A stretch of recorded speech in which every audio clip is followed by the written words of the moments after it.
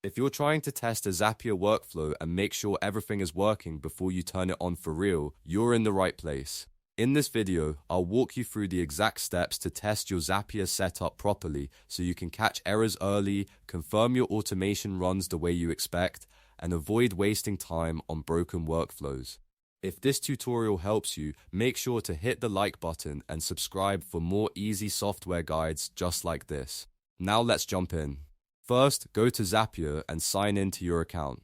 Once you're inside the Zapier dashboard, you'll want to head over to your Assets section. This is where Zapier keeps your workflows organized, and it's the best place to start when you want to review or test an existing Zap. After that, click on Zap Workflows. This will show you the list of Zaps connected to your account. From here, find the specific Zap you want to test run. If you have several workflows, take a moment to choose the right one so you're testing the exact automation you want to check. Once you open the Zap, click on Build It.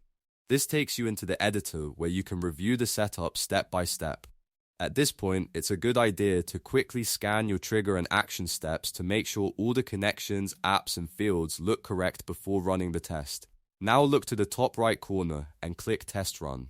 This is the key step that actually checks whether your Zap is working as expected. Zapier will run the workflow and show you the result so you can see if the trigger fires properly and if the action completes successfully. If the test passes, great, that means your Zap is ready to go. If something goes wrong, don't worry. Testing is exactly how you catch problems before the automation goes live. You can go back, adjust your settings, fix any missing data, reconnect an app, or update a field mapping, then run the test again until everything works correctly. A helpful tip is to always test with real sample data whenever possible. That makes it much easier to see whether Zapier is pulling the right information and sending it to the right place. If you're using filters, delays, or multi-step automations, testing becomes even more important because each step can affect the final outcome.